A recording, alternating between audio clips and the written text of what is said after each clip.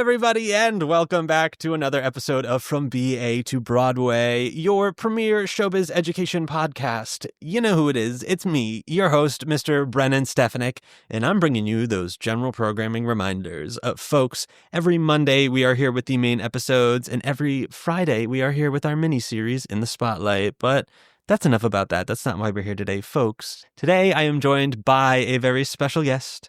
It is the one and only Sami Horneff. Sami, what is going on? Hello, Brennan. I'm so happy to be here. I'm so happy to have you. Welcome to the pod. Oh, thank you. Absolutely. Sami, who the heck are you and what do you do? Oh, well, I'd be thrilled to tell you more. Please tell me everything. Okay, amazing. I'm Sami Horneff. I'm a lyricist and librettist for the musical theater. I was born and raised right here in New York City. Wow. So, yes, born and raised New Yorker. Wow. We're a very rare breed, actually. I feel Kind of, yeah. people are always like, oh my God, you grew up here? Like, what was that like? Yeah. And I'm like, I don't know. I took the city bus to school. You and were hardened at a young age. I truly, the hard streets. No, my parents wouldn't let me cross the street until I was like 13. Heard. So that was my upbringing in New York City. I love it. Sami, question 2 is usually, how do we know each other? Oh, we met actually through Cara Rose DePietro. We did. Who's the most wonderful person in the world. Truly, incredibly talented. We met at the after party of her one-woman show a couple weeks ago. Which was extraordinary. Cara, if you're listening, we love you. We love you, Cara. Thank you so much. And did you go to school for theater? I did. So I went to Brown University and got a BA in theater arts. Oh, amazing. Yeah, Brown does not offer a BFA, so BA to hopefully Broadway. There we go. We're living the title. Mm-hmm. And yeah, I got a BA in theater arts. I graduated in 2012. Amazing. So I've been in New York for over a decade now doing the thing. Good for you. Yeah, it's funny. I grew up here in New York, so I was always surrounded by it, right? Like Broadway was my backyard. Yep. My mom is a casting director for film and TV. Oh, amazing. So she knew everyone. And it's funny, she was mostly known for voiceover. Okay. Her name is Judy Keller Casting. And so she did a ton of voiceover work. And of course, like the people who are best at voiceover are musical theater actors. Yeah. Because they have impeccable voices. They can take direction. Do. They can do the inflection with their voices. And they love to use them. They do. And voiceover pays very well if you're booking like a national voiceover spot. For sure. So my mom used to meet all of the Broadway actors. Mm-hmm. And when I was a kid, I think I was just always a theatrical kid. Some people are born with it. I think I was 3 and I said I wanted to be a singer in my 3-year-old's yearbook, the preschool yearbook. Yeah, of course. And my first Broadway show was Beauty and the Beast. Oh my God. I was 4 years old.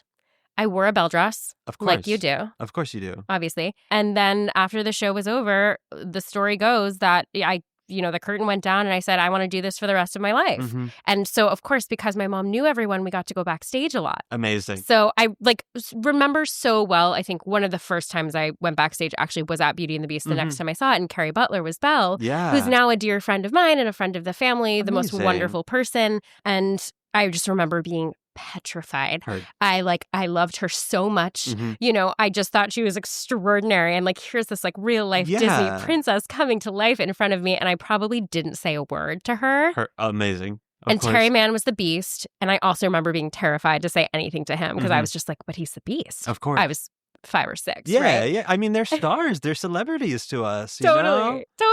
And they're larger than life. And Broadway always was that. And so for me, it just was this calling from a very, very young age. Yep. I thought I wanted to be a performer because that's what you do. Of course. Right? Everyone goes to school, you do theater, it's an incredible community. I loved doing theater too, watching theater, participating in theater. I went to my first theater camp when I think I was 5.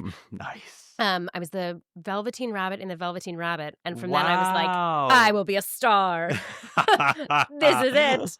Amazing. Yeah. And then, it just kind of went from there and did all the school musicals. Mm-hmm. I went to theater camp until I was 18. As you should. You the are oldest trained. kid at theater camp. Of course. That rocks. That must have been very interesting because I feel like when you get into the world of theater, when you first start, it is all on a pedestal that does seem unattainable and kind of truly celebrity status. And then once you kind of start doing the thing and start to meet people and are in the community, that it gets demystified in a way that is actually really comforting.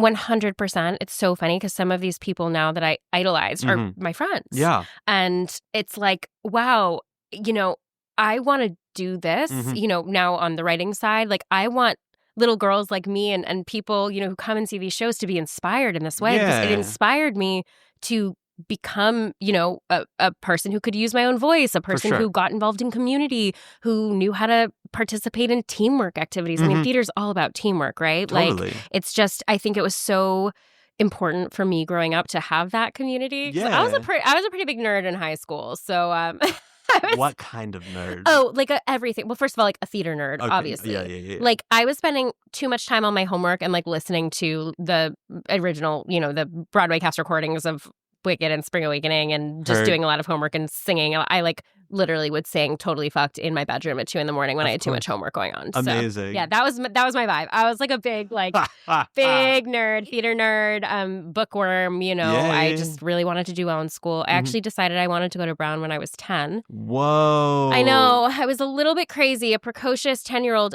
So my cousin, who also is in the theater, Jessie Austrian, she founded Fiasco Theater with her husband, Noah Brody. They're incredible. She has been my mentor forever. So she was in high school when I was like little. I think she was, she's a couple years older than me. And I remember seeing her in shows in her high school. Yeah. And then she went on to Brown. That'll do it. And that did it. I was in 6th grade, or, 10 years old, 5th grade. And we went to go see her in a show at Brown. Yeah. And she was in an a cappella group called the Chatter Talks, and she performed in her a cappella group. And she was, I think it was Candide, maybe? Okay. I think she was in Candide at Brown. And I went to go see it, and I said to my parents afterwards, I was like, I'm going to go to Brown too. And they were like, well, Sami, it's hard to get into Brown. And I was like, oh, well, I'm going to do it. That's okay. I'm going to do it. Because Jessie did it. And so I wanted to do everything that Jessie did. Jessie, if you're listening, I love you too. Shout out to Jessie. I love that. That's amazing. Did Brown have a partnership with Trinity while you were there? It did, okay. Yeah. I've worked at Trinity Rep. I've done costumes there. Oh my gosh, it's amazing. So I have worked with like Brown students in tandem with the repertory company there. So yes. It's a really cool program. It's a really good system of opportunity. It is. And what I loved about Brown specifically, and I don't think I really quite realized this at the time, the reason I think my 10-year-old self decided I wanted to go the BA route instead of the BFA route is that I loved creating. I loved learning about theater. I loved making theater. I loved like learning all different aspects of theater, not just the performance aspect. Totally. I went to Friends Seminary here in the city on 16th Street and did a lot of theater there. There was a moment where I thought I might transfer to LaGuardia, the performing arts high school. Yeah. I got in for voice and I decided not to go. And I think that was kind of a pivotal moment where I was like, I think somehow I knew that I wanted to do other things than just focus on performing, even in that moment. And so then getting to Brown, doing the BA program, I got to do, tons of amazing theater. Like I had great performance opportunities. Yeah. We also did tech theater. I learned how to build sets. I learned how to do lighting design. Yeah.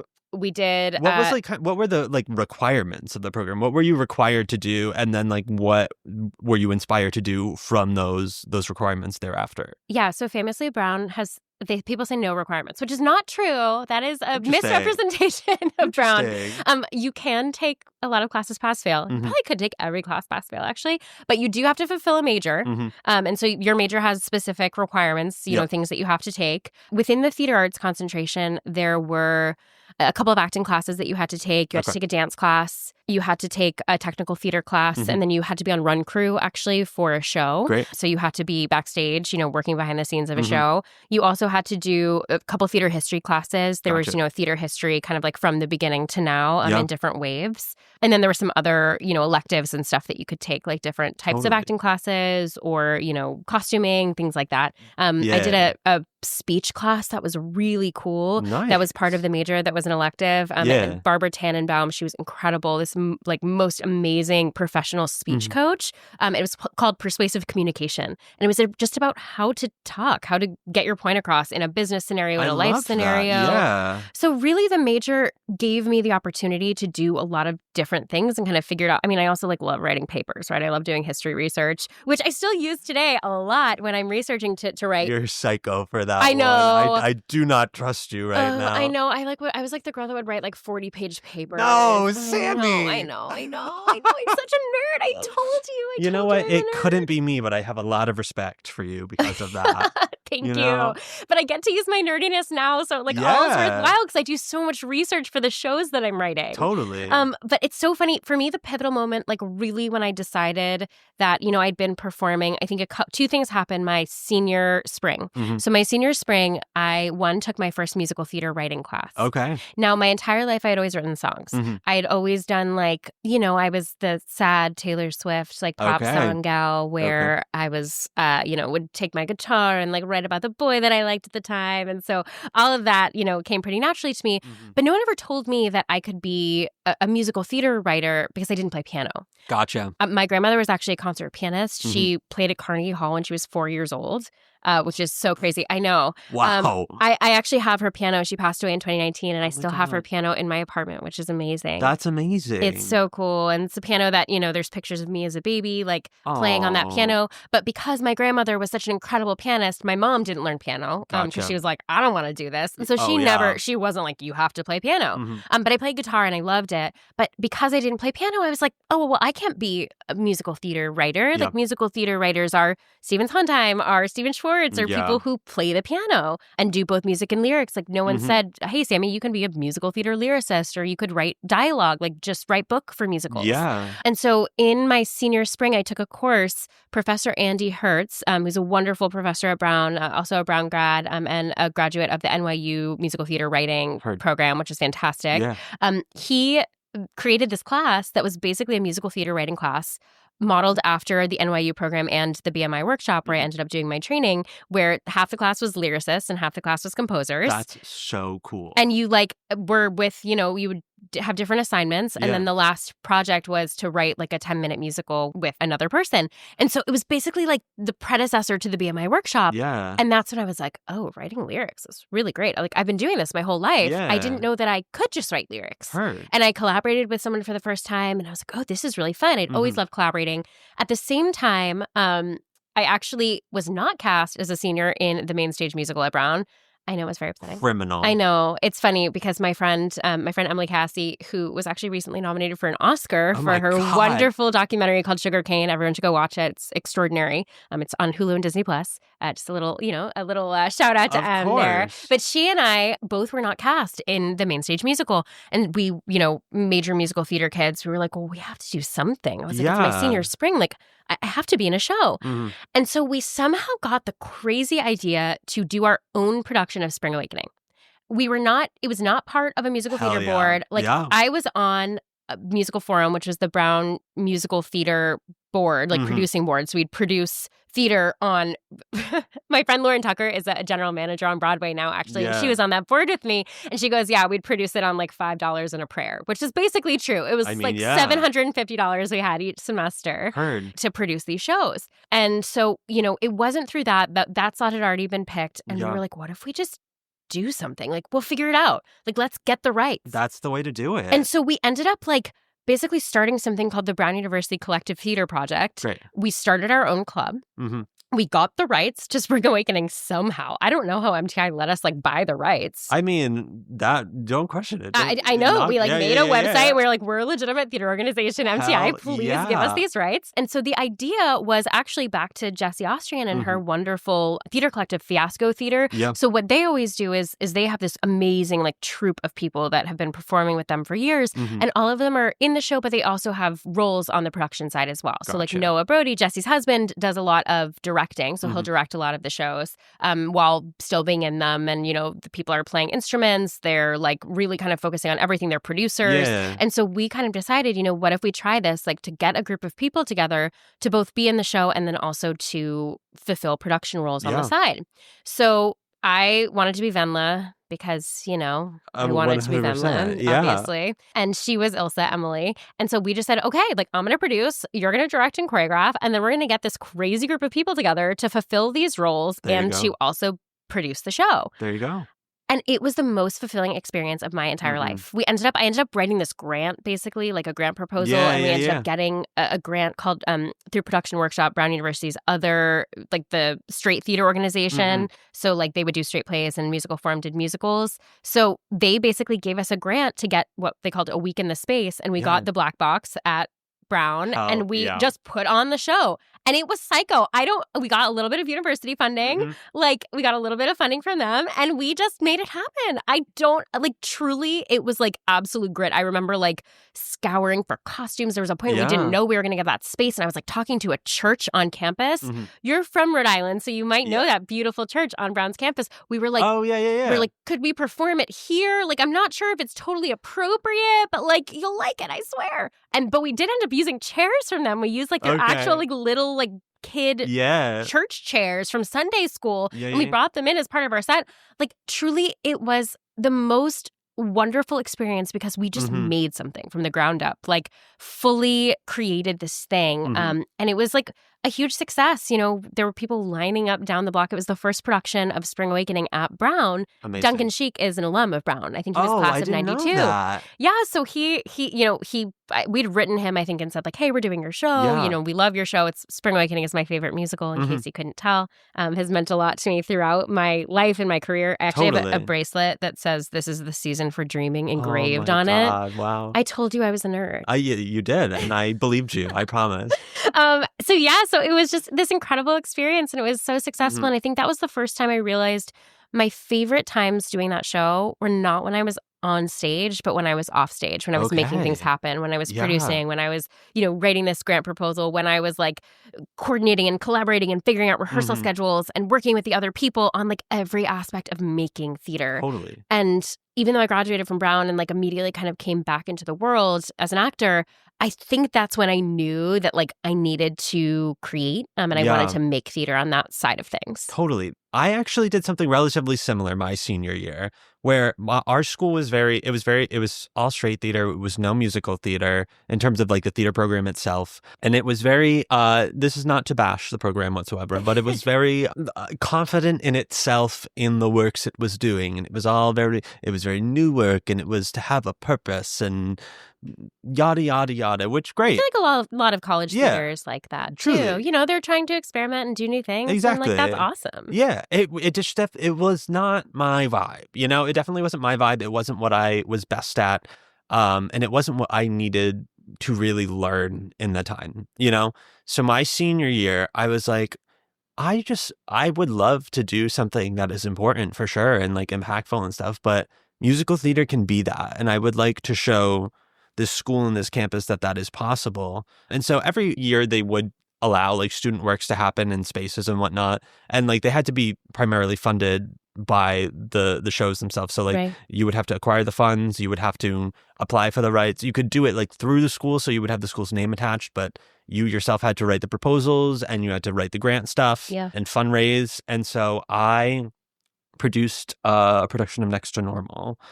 So same vibe. Literally. I love it. No, truly. And I was like, I'm going to bring in people who can do multiple things. So like one of the actors was our set designer and worked in the scenic shop and did all that. I did directing and costumes as well. Were you in it? I was. Who were you? I was Henry. Of course you were. I'm a Henry all the way. I'm very self-aware in that regard. And I was like, I will be wearing so many hats that this is a role with less to do, and it was one of the most rewarding things ever, because it was true. It truly was a similar situation where I was like, okay, we have a very limited budget, so we're going to pull what we can from the costume stock. We're going to go to the old UMass set warehouse a half hour off campus and get whatever we can from there. We're going to use my own kitchen table from my apartment. We went to like the nursing program and we were like, do you guys have like a gurney or a hospital bed? Oh my God. Did you get it? Yeah. We wheeled it across campus. They let us use it for the run. They were so excited about it. They were like, this is such a cool idea. And we were like, yeah, great. And we like got the the school like mental health department involved as well for like counseling in the lobby in case anyone needed it and whatnot. That's wonderful. And it was truly such a ragtag thing. But I think it is really rewarding. And I do agree that like it wasn't necessarily the performance that I was most passionate about in the end, because there was something about being the one to make it happen that really, I don't know, you're just stuck in like the hierarchy organizations for so long, where like I also just had an authority thing too, where I was always one that would assume everyone's older than me the first time meeting them. It was very much an inferiority thing and all that. And it was like the ability to take the reins in your own hands and, I don't know, create something that you at least feel is important and then get the validation that it actually was not only important, but it was good and needed, is just it's unparalleled. It really is. You know, something about doing it yourself is really, listen, everyone, if the work is not coming to you, that's okay. Do it. Do it. Do it. I mean, I Make think that's it. honestly, I have to say, it's been like a major theme throughout my career as well. And I spoke on a panel at BMI recently. We were talking about self-producing. And like, it's so important to just get your stuff out there because you never know. Like, if you're just waiting on things, if you're waiting on other people to say yes, it's never going to happen. Like, I feel like in some ways, even though it sometimes might cost a little bit of money or time or stress, like it's so important to just get yourself out there and get your stuff out there and to really be able to take the reins in that way. And I think I've done a lot of that, like a lot of ragtag theater. But you know what? Like, you got to start somewhere. Just making it happen, I think, is the number one most important thing. That's like the lesson I've learned for sure, is when you really just like go in and say yes and make things happen, magic comes from that, I think. Yeah, truly. I mean, if you have the gall to just go in guns a-blazing, hell yeah. If not, fake it till you make it. Yeah, 100%. Fake it till you make it. Because you know what? You can make it. And a lot of the times it's by the seat of your pants, but it happens, and those are the best times anyways. Like, I know. Come on. Oh, for sure. I mean, that's like, when I think of my college experience, like those are the moments that I think about, like, oh man, that last semester during Spring Awakening. Like, it was really magical. It was really, really cool. I want to see videos of your Next to Normal. I'll share you. I got the whole thing. We can exchange videos of our senior year forays. Amazing. So after you had this experience, was it a hard pivot, or like did it take you kind of like a little bit of time to ease away from the performance and like to kind of for the passion to shift, you know? Yeah, because that's also scary. Question. That's also a scary thing to like really scary. Yeah. I had a dream my whole life, you know, I was going to be a performer. So I actually, while I was, you know, in New York growing up, I also did a lot of acting as a child. Yeah. So I did voiceovers, made sense because of you know, my mom's business. She was like, oh, we need a kid for this thing. You should audition. And like, there was times that I, you know, just booked things on my own. Like, she wouldn't say I was her daughter. You know, hopefully there was no nepotism involved. But Of course. but then I like would book stuff that she was doing. And there were also points where, I got involved with commercials. I had a commercial agent at the time. I did a lot of jingles. That was kind of my big thing. Amazing. A ton of jingles as a kid. So I did like a jingle for Publix that I still get like 7-cent royalty checks on, which is awesome. Like once a year, I get that like 1 cent check. Yeah. It's like, oh yeah. And kind of my claim to fame was Kidz Bop. I actually was on 7 Kidz Bop CDs. Shut up. Yes, I sang on Kidz Bop 4, 5, 6, 7, 8 Halloween and Latin. No freaking way. What were the songs? Oh my gosh. Like, what were your hits? The hits. Oh my God. Okay. Like, I don't know, but it's really funny because my husband and I talk about this all the time, that we can like Kidz Bopify any song, which is really just putting like, in like the like chorus, you know? It's like, there's a place off Ocean Avenue. Yeah. Like that. Like that kind of stuff. Oh God, it was so good. It was like the Skater Boy era. It was like Since You've Been Gone. Oh my God. There were just so many good ones. I was the only Kidz Bopper to have a solo at the time, and my solo was in Me Against the Music by Britney Spears and Madonna. Wow. And my solo was, Hey Baby. You had a golden age. I did. I had a golden age. You were in the golden age of music and Kidz Bop. I know. And now Kidz Bop is like such a hit. The craziest part is, we don't get royalties because we were paid by song. So we like signed a contract where we were just like paid by piece. And it was amazing money. I like had that money all through college. Yeah. That was my spending money in college because I was, you know, getting paid an amazing amount to do these recordings. But like, think about it. Like, they're up to like Kidz Bop like 47 or something insane. Yeah. So yeah, I was an original Kidz Bop kid. Wow. You know what? I think that's the one circumstance that I would be like, you know what? It's okay that I don't get the royalties because I was a part of culture. No, 100%. I feel like it is like, it's actually my best fun fact.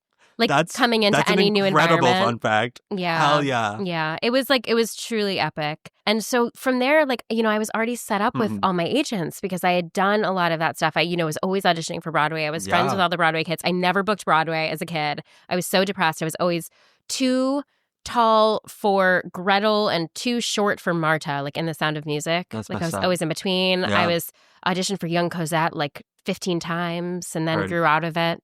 It was like, it was just like one of those like things that was always just out of reach. Yeah. And I probably should have taken the memo then that like performing was okay, maybe not. Maybe we're not. But I got all the leads in theater camp, so I kept the dream alive. That's what's important. Okay. Hell yeah.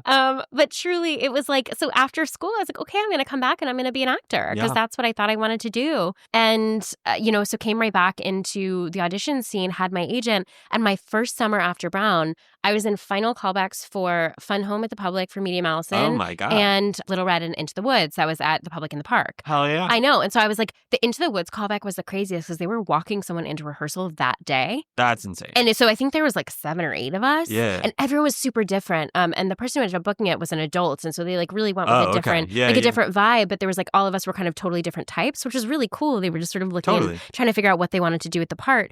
But, I was just so close to these really big things that I was like, okay, I'm just going to send myself out on an audition. I'm just going to go to something. I looked in backstage and I saw a call for Arts Power National Touring Theater's Amber Brown Is Not a Crayon. Okay. And I was like, cool, this sounds fun. I know this book. I want to do it. So I ended up auditioning for that and booking it. Yeah. So this is my first summer out of college. Great. I was like, oh my gosh, this is amazing. I went on tour. I made some of, the best friends that I had in my early 20s. Yeah. It was awesome. I really loved it. But then, it just kept kind of doing that thing where I was like, oh, I want to get back to New York. And in order to get back to New York, I need to be out of New York. Heard. My family is still here. Yeah. My family lives on 48th Street. And I'm like, and all my friends were here. All my friends that, graduated from college with me, they were doing all different things. I was friends with a lot of people that did theater, but a lot of my friends went to law school or business school or were coming here and working as teachers or in finance. And so I just had a lot of friends that were here working regular 9-to-5 jobs. Yeah. And it was really hard because I was like, oh gosh, am I just going to, keep going and doing regional stuff outside of New York and never, being able to come back to be with my family and friends. Totally. Except for if I book Broadway, which is, looking harder and harder. Yeah. And so I just got to that point. I think it was about 2 years in, maybe, or a year and a half in, where I was just like, you know what? I think I want to try something else. Yeah. Like, I think maybe I'll try TV and film. And so I started doing a TV and film acting class. And that, I think, is another kind of moment that really changed my trajectory because I worked with Anthony Abison, who is an incredible acting teacher. And he's, I believe, still teaching class. Anthony Abison, he's amazing. And in that class, I ended up meeting 2 people in essentially it was like a devised musical thing. He was like, cool, like I'm interested in musical theater. Let's do this like devised musical. I thought it was going to be an acting through song class. Okay. And it turned out to be like we were devising a musical. Okay. And so that was like that was really the first time that I created a musical. But while that was happening, I met 2 people who were working on a web series and they were starting a web series. And then we all became really good friends. And I was like, oh, I would love to help you. Yeah. So the 3 of us ended up starting to write a web series. And around that same time, I decided, you know what, like maybe I'll just take a pause on performing for this moment. I think I'm going to stop doing musical theater. Maybe I'll get an internship with a wedding planner, which seems like a really random 180. Whoa. I know, such a total random 180. But I'd always thought like if I didn't do musical theater, maybe I would go into weddings. I've always loved weddings. Yeah. It's basically like Disney, for the real world. It's like wedding planning. Of course. You're creating theater. Princess Magic. I have never thought of that in a million years, but that made complete sense. Yeah. Right? Wow. It's like you have your like day as a princess. It's like a fairy tale, the whole I was like, okay, I'm super organized. I'm really type A. There you go. I could be a wedding planner. Let's do it. Yeah. So I ended up getting I bet the Venn diagram of wedding planners to Disney adults I bet that middle circle is very large. And theater people. I actually feel like if you connected all 3, it'd be like you'd get like, a large center. It would explode. It really would. It probably would. It is a very specific world, but I loved it. So I ended up getting this internship with David Beam, who's an incredible event designer. Great. At the time, I didn't know the difference between designing and planning. Planning and design is everything that you see. Yeah. And he is actually a theater person. He did opera and did musical theater and then found his way to events. And so we clicked right away. And I came on as his company manager. So basically was doing like office management, was helping with a lot of press and PR and like initial inquiries with people, and then ended up planning my own events. Yeah. And so I had that to focus on. And I decided they offered me about 2 weeks after the internship started, they offered me a full-time job. I know. And then I was in this position where I was like, oh my gosh, what am I going to do? Like, am I going to give up on this dream that I had my entire life of being an actor? At that point, I was like, it was still an internship. I was trying it out. But taking the full-time job meant I wasn't able to audition. I couldn't just leave and like go on a contract or do that. And so, I really thought about it. And I went to a lot of therapy about it. And had a lot of hard conversations. Of course. Yeah. And it's, I think, like really the only time I was like, okay, I'm giving up on my dream. Okay. And in some ways, thank God I did, because I think it ended up opening me up to a lot of other things. Totally. Where, I kind of said, okay, like I'm not going to be a musical theater performer. Let me just try this. I can always come back to musical theater, but like I'm not enjoying it. I'm not having fun. I don't like auditioning. There you go. I kept saying, okay, if I audition, if I get this thing, then I'm going to be away for 6 months. And like, I just want to be with my family. Like I want to be back. Yeah. And I really, at the end of the day, auditioning for me was really, really hard. The rejection, obviously, is really hard. Yeah. But it was really also just the idea of like not creating, of just waiting for someone to say yes. And I just didn't want to wait for someone to say yes. I wanted to make things. I wanted to make something, and making an event felt like I was like working towards something, having a reason to wake up in the morning and okay, I have to get ready and I have to go to my job. And I think I kind of took it blindly, just being like, okay, cool, sure, yeah, like I'm 23. This sounds good. Yeah. But at that time, because I was doing that during the day, I had the flexibility at night to kind of just do whatever I wanted. There was no homework, which was like the first time in my life I was not writing a 40-page paper. Were you okay? Well, so what I ended up doing was getting a second career. And so, here I am today working a full-time job and writing musical theater full-time. And now I have two full-time jobs, and my head explodes every day of my life. Of course. But truly, so I ended up then like working on this web series, and that sort of became my nighttime thing, where I would leave work at 5 and we would be filming at like 5:30. And again, we like made this web series on like $5 and a prayer. Yeah. And it was awesome. It was so fun. I was writing, like we were kind of in like a writer's room style thing. We were filming. We ended up doing 2 full seasons. Yeah.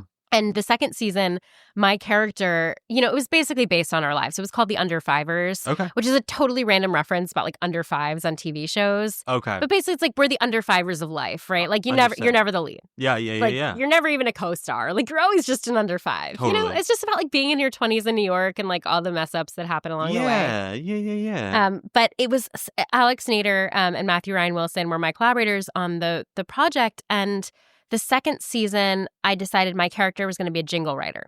We were kind of like writing for ourselves. And I was like, my character is a jingle writer. And so I wrote a jingle, like a couple of jingles for the web series. And one of the jingles I wrote ended up getting nominated for the Indie Series Award for Best Original Song. I know. And I was like, oh, I guess okay, cool. Great. Like I've just been writing sad songs about boys in my bedroom for, the past 23 years of my life. But now like, cool, like let's write a song for a thing. Yeah. And so that was like, it was all kind of leading up to the journey. It all sort of, the pieces were falling into place.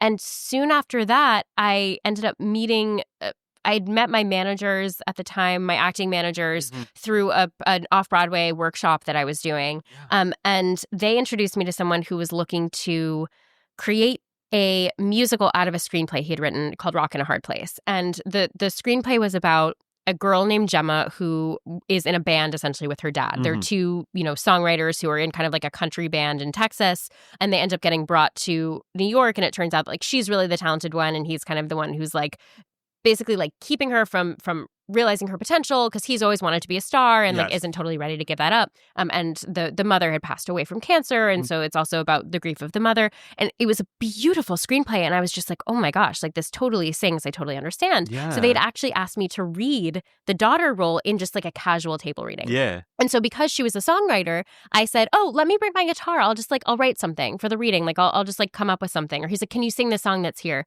Or sing like one of your pop songs. I was like, well, nothing like really fits. Like maybe I should just write something. So I ended up writing a song and brought it in for the table read.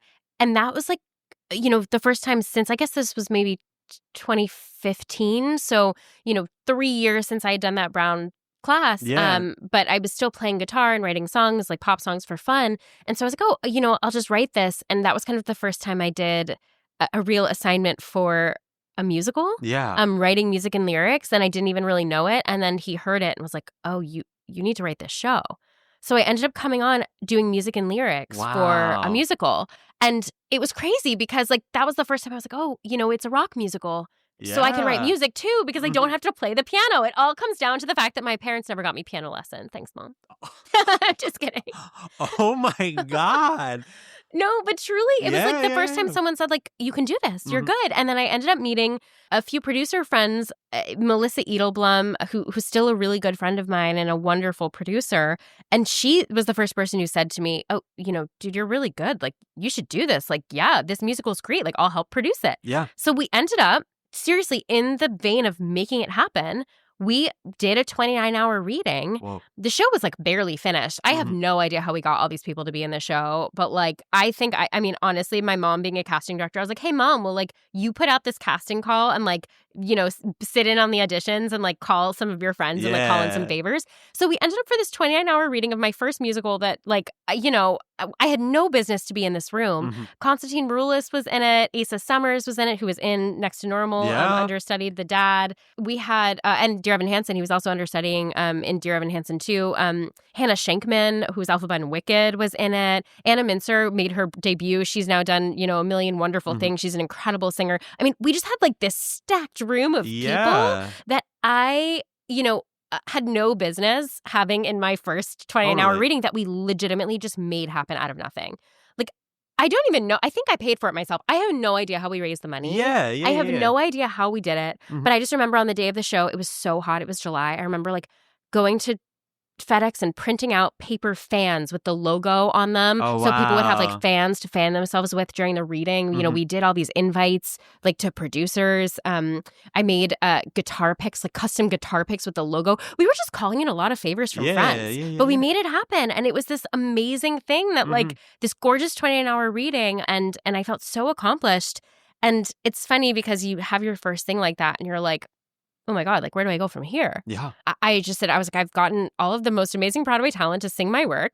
Like, but am I going to write another pop musical? Are we going to, bring this somewhere? And I ended up using those songs as my audition songs for the BMI workshop because I realized that, I wanted to keep writing. And that was something I really wanted to keep pursuing was to make sure that I was like, okay, I think I'm really into this. Like, I think I found this thing and I think it feels right. I think it's the combination of all of the stuff that I love, right? I get to make something. I get to be hands-on. I get to always be writing. I'm always creating. I'm like, I can go to my day job and then come back and be writing on my own. Like I can always be writing songs. I can always be making work. I don't have to wait for someone to say yes. Yeah. It's lyrics. Like I remember, even still writing songs for that show, I'm like crying at my guitar. I'm like, oh great, I still get to write my sad girl pop songs. And so I applied to BMI as a lyricist, knowing that without the piano chops, obviously, it was going to be a harder sell for me to be a composer. And so I applied as a lyricist. Do you want to talk a little bit about what the workshop is? Yes, absolutely. So the BMI Lehman Engel Musical Theater Workshop is really the premier training ground for musical theater writers here in New York City.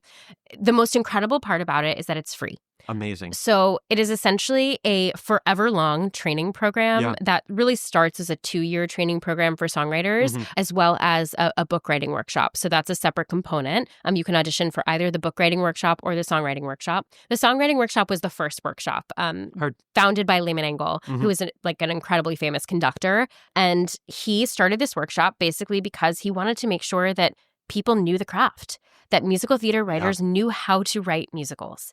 And incredible people have come out of the workshop. Lynn Aronson and Steve Flaherty met in the workshop. Alan Menken was in the workshop. Maury Yeston was in the workshop. Richard Malpe was in the workshop. They still come in and moderate sometimes, as does Lynn Aronson, which is so cool. That's so cool. Bobby Lopez and Kristen Anderson Lopez met in the workshop. Oh, wow. So their joke is they always provide, services. Not only can you find your collaborator, you can also find your husband or wife in the workshop. So they met there, and Avenue Q actually started in the workshop. Oh, that's so cool. Oh, and speaking of Next to Normal, so Tom Kitt and Brian Yorkie they met in the workshop too. They started Next to Normal as a 10-minute musical in the BMI workshop. It was called Feeling Electric, and it was just the last assignment of the first year is the 10-minute musical project where you have to write a show from start to finish in 10 minutes, and that was their project, Feeling Electric. I knew about Feeling Electric. I didn't know it started there. That's incredible. Yeah, started in the BMI workshop. So some incredible people obviously have come through the workshop. Janine Tesori came through the workshop. I mean, the list goes on and on. Tons of people on Broadway today. Ben Velez, who is the composer on Real Women Have Curves. It's just truly if you see a program, if you see a playbill, chances are someone on that team has gone through the workshop. Yeah. It's incredible. And so you have to audition to get in. But then it's free if you're admitted, and you spend, just like in my senior year musical theater writing class, the first year you're either a lyricist or composer, and you're paired up with different people for different assignments. And then your second year you get to pick one person to write a fuller first act of a theoretical full-length musical with. Yeah. So I ended up meeting the most amazing collaborators, most amazing people, most amazing, musical theater folks that I know are from my time in BMI. I was so lucky to be in such a talented class. Carmel Dean, who's an incredible composer, Broadway orchestrator and arranger. She just orchestrated and arranged on The Notebook. Nice. She was in the BMI workshop with me. Ross Baum, whose show Gun and Powder was at Paper Mill last year. Incredible show. He was in my class. It just was like this incredible group of people who really loved each other and were really supportive of each other's work. It's really hard to present your work and get feedback. Totally. And you have to trust the people that you're in that room with to know that they have your best interests at heart. And we all just really jived. We had the most amazing group of people. And I feel so lucky. I also met my two collaborators in the workshop, Amanda Darkangelis and Ben Discant. And then Lisa Mongillo, who is the co-lyricist and co-book writer on another project that I'm working on with Amanda, the Radium Girls, which we can talk about in a bit. Of course. But Amanda and Lisa and I met in the workshop, and we started Radium Girls in the workshop. Yeah. My show, Single Rider, that was off Broadway that I wrote with Amanda, that was our 10-minute musical. Okay. Single Rider was our 10-minute musical for BMI. And BMI, someone asked me, what was the best decision that you've made in the last 10 years? And I said, this was our 10-year college reunion, so 2022. So between 2012 and 2022, what was the best decision you made in the past 10 years? And I said, hands down, applying to the BMI workshop. Amazing. And then I applied after the first 2 years. You get into the advanced workshop. If you're admitted, then you can present work essentially forever. So I'm now in the advanced workshop as a lyricist. So we're actually bringing in a song in like 2 weeks. So I present, as much as I can. We present songs from the shows that we're working on in our outside lives. And then I applied to the book writing workshop. And now I'm in the advanced book writing workshop. And it's incredible. Like the education that you get for no dollars. I can't even express how much of a gift it is. Truly. To have. So BMI, Broadcast Music International, has been funding this workshop since I think the 60s or 70s when it first came to be. And it is just truly the most amazing thing that I can go. Monday nights is songwriting and Tuesday nights is book writing. And I can go and present work and I can get feedback from the smartest, most talented group of people I've ever met in my life. And being open with your work and being able to share is really scary, but it's also taught me that feedback is good. Writing is rewriting. Totally. You have to get feedback in order to make something better. Also, just what a nice little way to have a constant source of community and that connection in that. That's really... Oh my gosh, yes. I'm also on the fun committee, of course, of BMI, and so we love planning fun, F-U-N? Fun, yes. The Amazing. Fun committee, which means, we plan the Tony's party and we plan the holiday party. It's just a great group of people to get together and talk about theater or not about theater, Yeah. That rocks. I mean, it's so important to find those spaces, and it can be hard, especially when you're first getting here and first trying to feel a part of literally anything. It can be really hard and daunting to kind of imagine yourself in those spaces and figure out how to get there in the first place. So to have a free resource like that is just it's really nice. And I mean, there's not enough of them in this world, in this city, and I'm hoping that we're in a push to have more and more, and I'm starting to see I think it's kind of our generation that's stepping up and once again doing the thing where it's the work and the spaces aren't coming to us, so we are making create them. it. Yeah, create it. It's so important. And so I think too what people are doing, even my BMI class, sometimes when we have a piece that's finished, we'll just say, hey, friends from BMI that I trust, do you want to come and do a table read of this? I'll play the demos or we'll talk through the lyrics, but I just want to hear it out loud. Totally. And so people are so giving of their time and of their talent to their friends because we know it's reciprocal, right? We'll always do it for each other. You bring wine and you bring pizza or bagels and then you do the table read, and it's just so essential to hear your stuff out loud. But yeah, I mean, I'm sure I feel like I was just too naive to even have imposter syndrome when I first got to BMI. I was cool, great, I write musical theater. But it's very strange because I think I just came in cool, I do this? Yeah. Which is like, when I look back at it now, I'm like, oh my God, like, how are you so confident? But like also amazing. I don't know. I think I just really was like, I love this. Yeah. I discovered it. I figured it out. Like finally, for the first time since even really like writing college papers, like I loved that. Yeah. Like making Spring Awakening, I loved that. I was auditioning for 2 years and I hated it. And I was like, oh my God, I love this. Totally. I love collaborating. I love these assignments and I love deadlines. And deadlines are that was the best thing about BMI was having deadlines. That's crazy. I know. Oh my God. But you have to. I mean, it's just so good to be able to be like, okay, I'm going to, like, this is due on this day. So I'm a planner in advance. I was going to say, are you a planner or are you a really good procrastinator? No, I'm a great planner. Oh my God. I'm a Virgo. Okay. So very organized. Very much like, okay, this is due on Friday. So on Monday, I'm going to do this. And Tuesday, I'm going to do this. And Wednesday. Yeah. And I did that like in high school too, during finals. So I love my schedule. Wow. I love a schedule. But you know what? People like me need people like you to keep us on track and to hold us accountable. Would you consider yourself type B? If I'm being honest, I don't know what type B means. I don't either. Okay, great. I'm type A. Whatever type A means, I am it. I have a concept of what type A is, and I definitely know I'm not that. I just don't know if I'm type B or a different letter in the alphabet. Yeah, type I'm very much, I am a procrastinator, unless it's something I'm really passionate about. If someone tells me I have to do something, it's not getting done until the last minute. And I will say I'm a very good procrastinator. I'm jealous of people like you, though, because you always do just as well. And you're like, oh, yeah, I just spent one night doing this. I'm like, yeah, oh my God, I'm sorry about that, too. I really am. It is truly, when the crunch time hits, this is also, I have like a superhero mode in my brain that kind of clicks. And it's either when I am procrastinating something and I have to do it last minute and I just know I have to do it, or if I'm in an emergency situation of some sort and I am the most calm person, which happens very rarely. Let me be clear about that. But when I do find myself in that situation, the switch just clicks and I can get shit done like that. Amazing. It's incredible. I don't understand it. It kind of scares me, but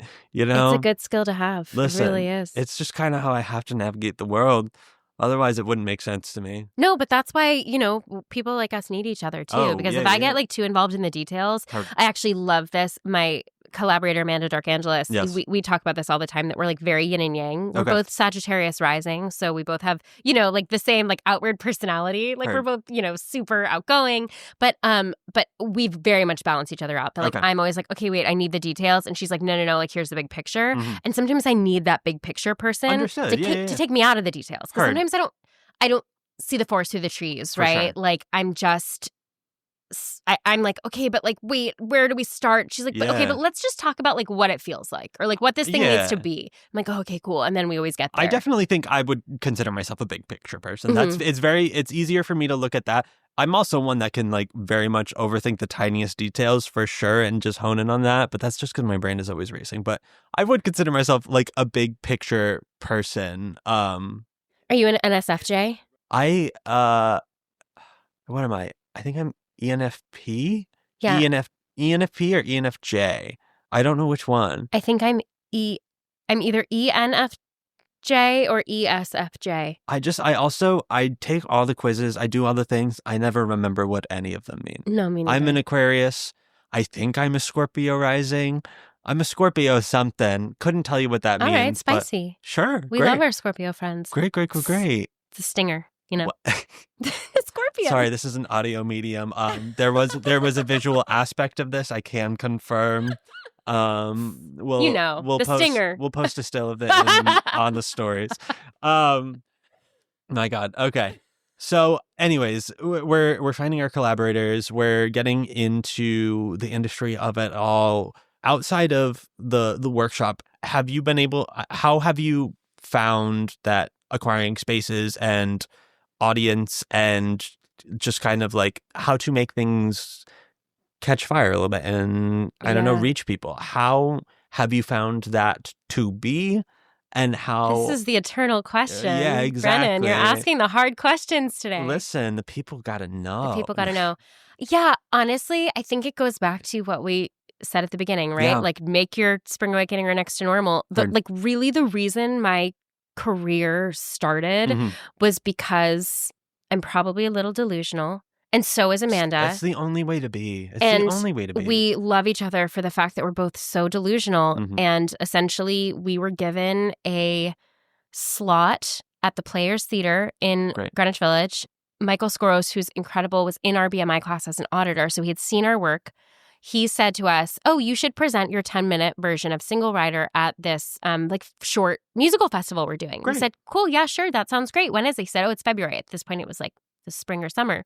And around that same time, I was also doing a song cycle called A Never Ending Line with Jaime Lozano, who is also an incredible composer and now has made his Broadway dance arrangement debut on Real Women Have Curves. And his wife, Florencia Cuenca, is also fantastic, is one of the leads in that show. So everyone go see Real Women. We have many wonderful friends in it. And anyway, so Jaime and I were doing a show at the Players Theater at the time. He basically put on an off-Broadway show called A Never Ending Line. That was a song cycle with a bunch of female lyricists in the class. And he wrote all the music. And I was one of the people that helped kind of produce it. I wrote, the opening and closing numbers. So did a lot of sort of that like arranging, organizing work of the lyricists. Yeah. And I was in the back of the theater, I remember. And this was like September of 2017. And Michael said to me, hey, Sami, I know you're planning to do Single Rider in that February thing, but is there any chance you have anything that you like have full length that you might want to produce off Broadway for 6 weeks in May of next year? It's September.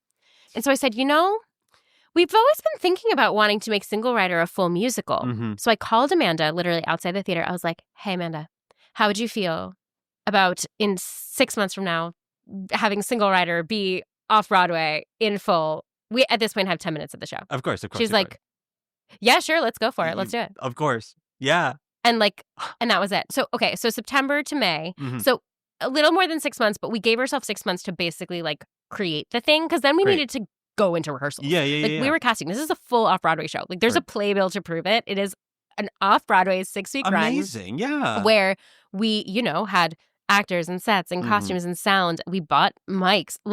This was truly guerrilla theater at its finest where we just made the damn thing. Yeah. Am I allowed to say damn? Yeah. Oh, listen, I forgot to tell you at the beginning. Yes, swearing is encouraged. Oh, great. Actors swear, theater people swear. That is a lesson in its own. Perfect. That's true. Yes. No, we made the damn thing. Hell we really did. We were like, okay, we're going to give ourselves a schedule and we're going to write 3 times a week. And so I was still working my events job, my full-time events job, 9 to 5. So I was 9 to 5ing, and then we would meet. And Amanda was teaching music lessons to kids and working in a restaurant. Great. And she still teaches to this day. She's fantastic, a fantastic music teacher.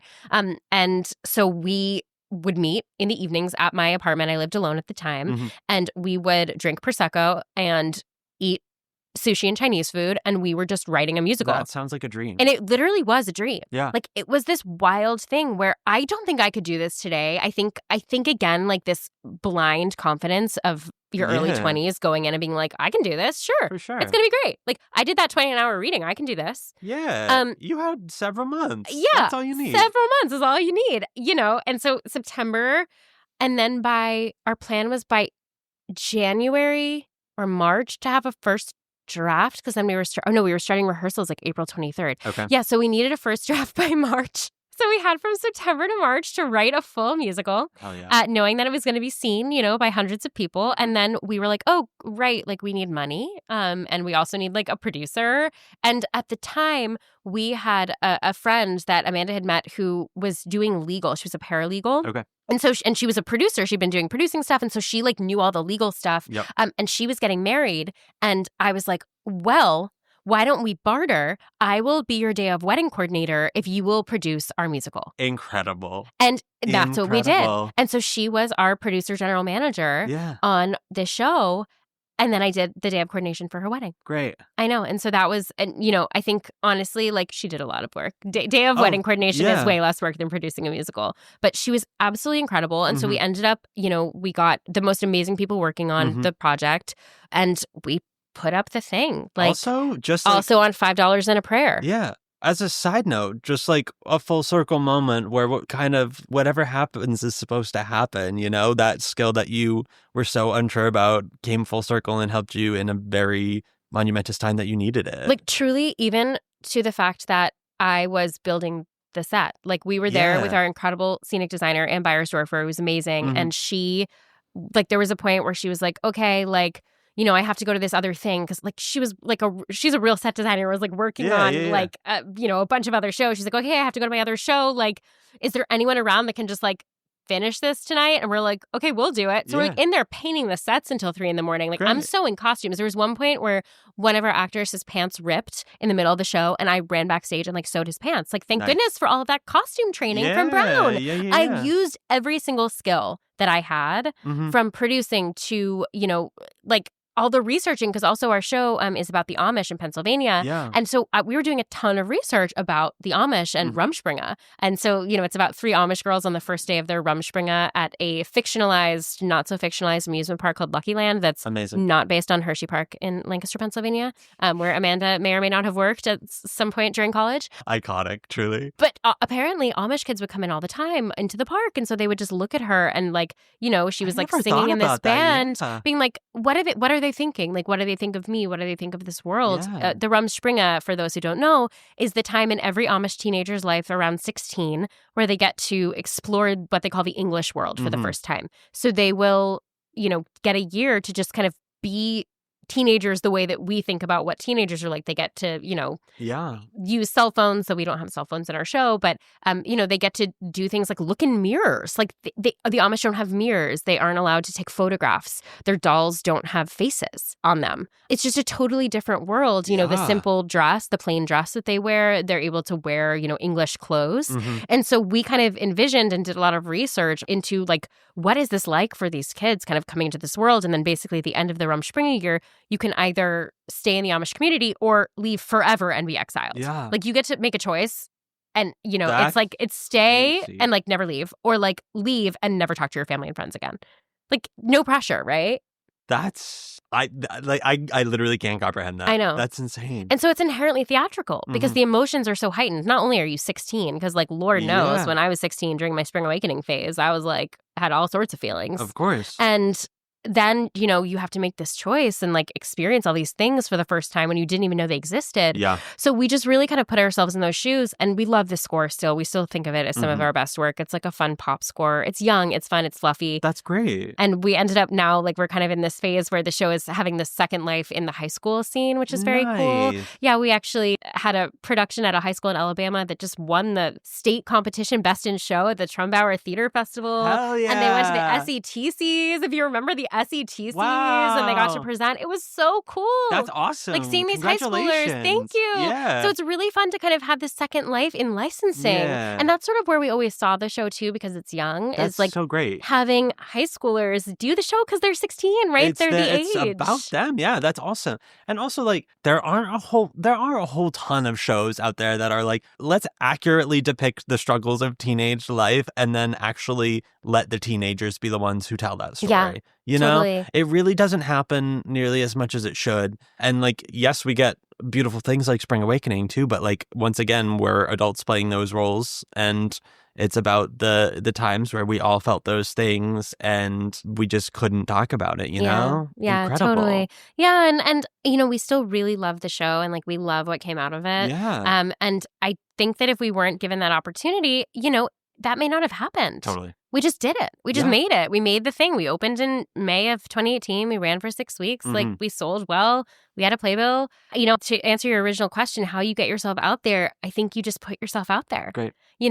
We're on Today Ticks. Like, random people came to see our show. That's great. And, it wasn't just our family and friends. But I would have been okay if it had been. Totally. Just getting the thing, making the thing, doing the thing. Like, the importance of just getting it done. Also, the Players Theater residency is open still, Amazing. For folks. I think every year they're always getting new musicals and doing submissions. So, if anyone out there has a musical that they've written and they're interested in self-producing, definitely apply. It's a wonderful, wonderful experience where they basically give you the resources that you need in order to succeed to like make this thing. But they also give you so much autonomy. You're able to really like, bring in your own stuff, your own cast, your own musicians. We had a full band. Like we did orchestrations. Our incredible orchestrators on the show, Anthony Brindisi and Jonathan Bauerfeld, like they rocked it. Yeah. It was so good. And like, but we just made it. We just did it. Totally. We just had a deadline and we got it out there, you know? Yeah. Have your deadlines and put your work out there. I guess those are my 2 life lessons from that one. And if you don't have your deadlines, get someone who can give you your deadlines. Yeah, even fake deadlines. Truly. If you're like, I'm going to apply, or like applications to things, be like, I'm going to apply for this thing. That's a great deadline too. Like apply to the BMI workshop. Everyone out there, truly, if you're a musical theater songwriter or a musical theater librettist and you want to get into a community of people and you want to learn your craft, apply to BMI. Truly, it was the best decision I made. The book writing applications will be open soon. The songwriting applications will be open soon. And so seriously, email me if you have any questions. I'm the biggest fan of the BMI workshop. It made me who I am today and totally changed my life. Amazing.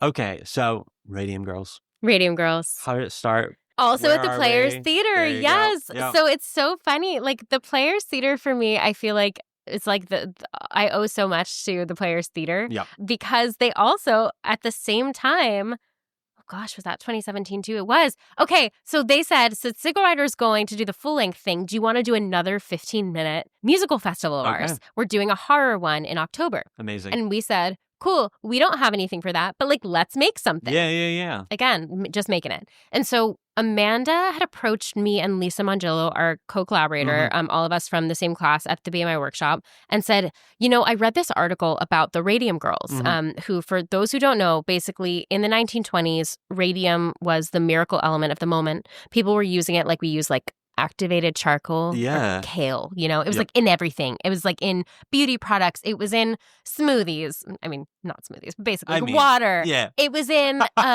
beauty products. It was in tonics. People were using it in their vitamins. People were, using it obviously for glow in the dark purposes. Like there was radium paint. Yeah. And one of the big uses was for luminous watches. So they were hiring all of these young women to paint the faces of watch dials with luminous paint so the numbers would glow in the dark, particularly for the military. So they were shipping them over to Europe during the First World War.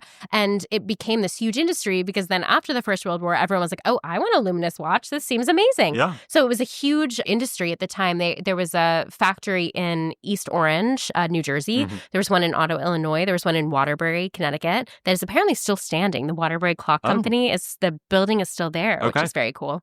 And essentially, so they hired young women because, first of all, small hands, perfect for like little piecework, right? They were painting these tiny numbers on these watch faces, and they hired these women, and it was the best money you could get at the time. It was like absolutely, above any other factory job, any like sales girl job, the hat factory or like wrapping packages at the department store. Like these were all the opportunities that were available for women at the time.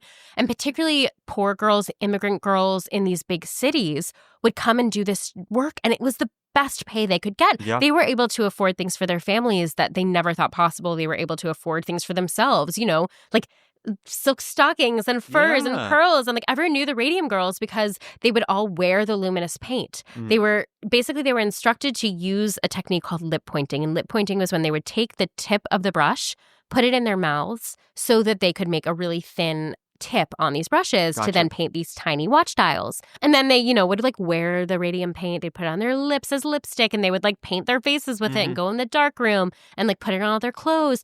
And they would like walk around the streets glowing in the dark. It was a super fun thing. And they were really revered at the time. They were these like magical women. And then suddenly, one after the other all started having these kind of mysterious illnesses. Like their teeth would be kind of falling out, and then they needed to get more teeth removed, and then the wounds wouldn't heal, or they started getting like acne that then would kind of turn into like big boils on their faces, or they were getting sarcomas, or like their back started aching, their bones started breaking underneath them, like they would get swelling, and like anemia and all of these horrible blood disorders.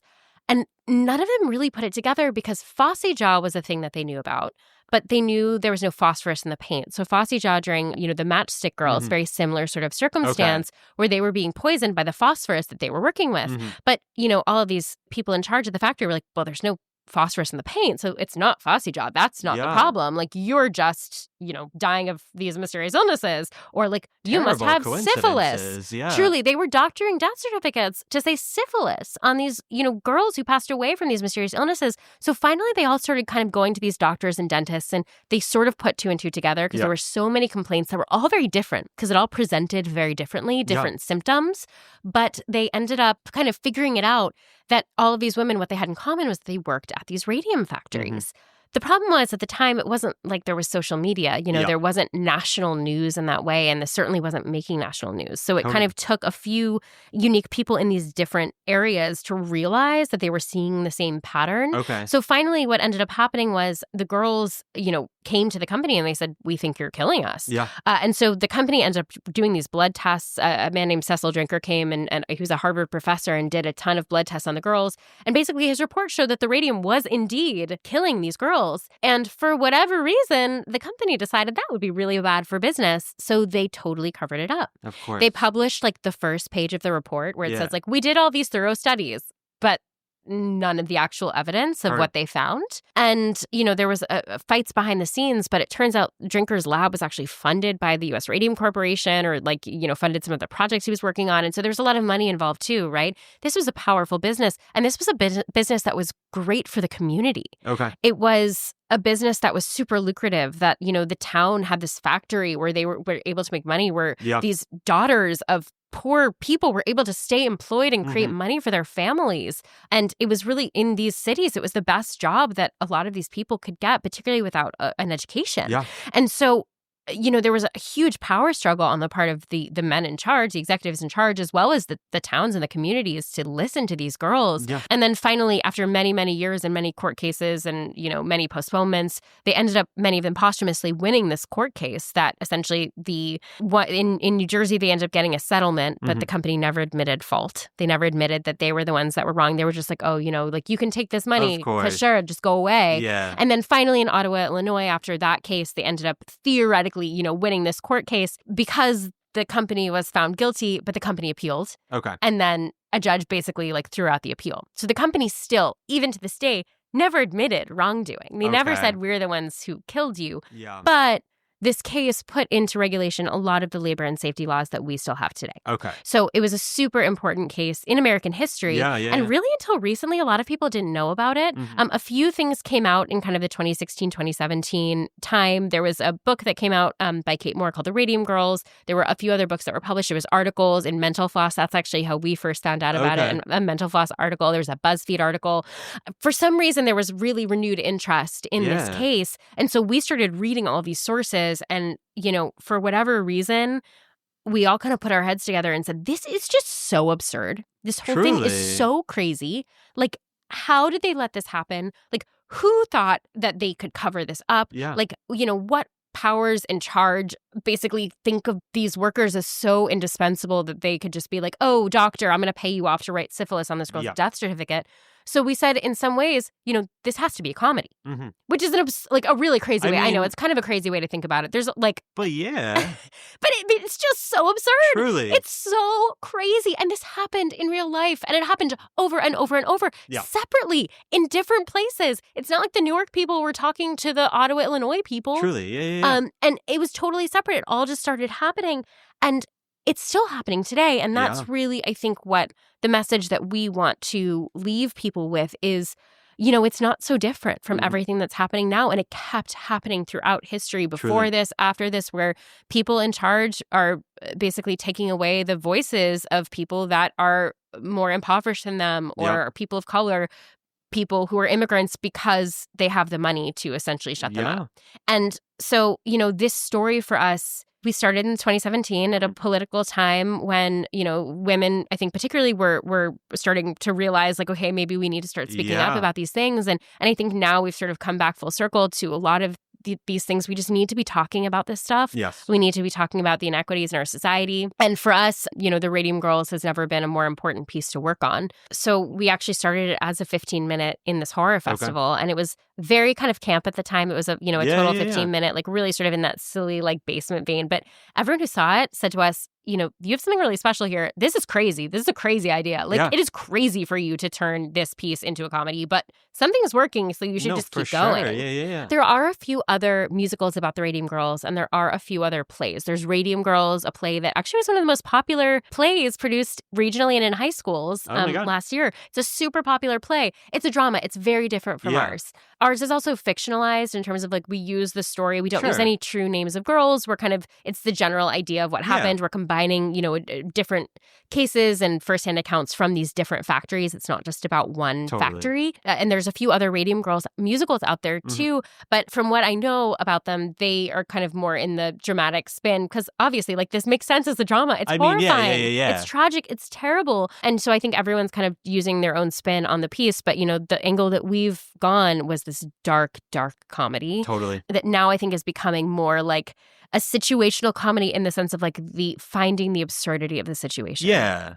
Every time it's not, we're not making fun of these girls. Oh, totally. We want to respect them. We want to tell their story. Totally. And we think that the way to get it out there is by, in some ways, making people laugh. I think that's a very important thing to do. I mean, first of all, there is no such thing as tragedy without comedy in this world. The two masks, right, are the tragedy and comedy mask. It's true. That's what theater is about. I don't think there's any situation in this world in which people are experiencing trauma and tragedy without some form of comedy because it's absolutely vital. They go hand in hand. You need it.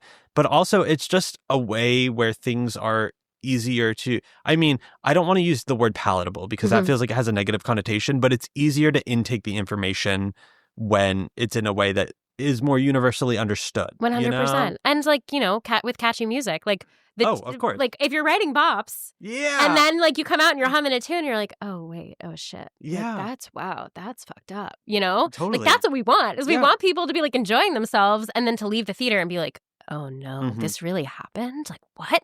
And then also educate themselves on this, on other things that are still happening to this day. And it's a crazy angle, but we have really found that it is the only way that we can tell this story. Totally. Lisa particularly, she's a background in comedy. She's from Chicago, did Second City there. Amanda also has a background in comedy. She did a lot of shows at the Pit, kind of in the improv comedy scene here, like a lot of comedy musicals.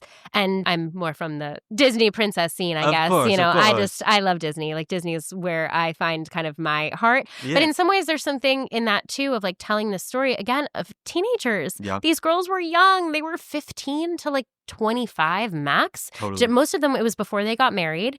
It was they had, left high school or finished high school. And a lot of them, most of them weren't getting college degrees. Yeah. And so they were doing this as their job before getting married or so they could support their families. Some of them lived with like their parents and their grandparents and they were supporting all of them with these jobs. And to take advantage of these young girls, we also want to tell that story too. Yeah. Like it's, again, in that spring awakening phase of these girls were having their lives. They were like having their first loves. They were experiencing life. They were trying new things. And then their lives were cut short by what this company did to them. Totally. And so that's the story we want to tell. Yeah. We want to tell the story of these girls and everything they did and how happy they were and what they wanted and what their dreams were and those dreams that got cut short. Yeah.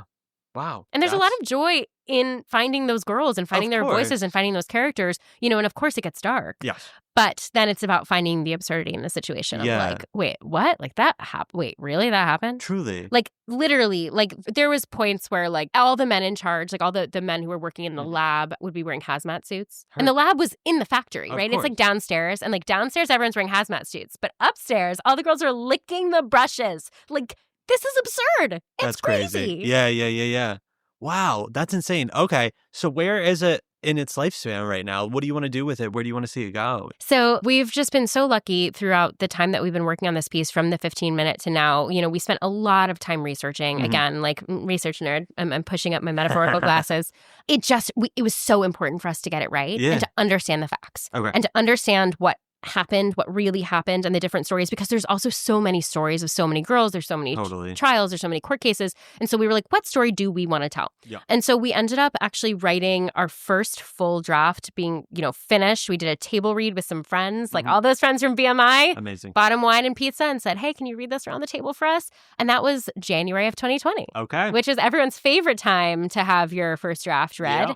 And we're like, great, this is awesome. Like, let's move towards figuring out what's next. Yeah. And then, the world shut down. But we were so lucky to have had connections at Western Connecticut State University. Okay. And they were putting on a New Works, New Voices festival, and they chose the Radium Girls to be their show. Yeah.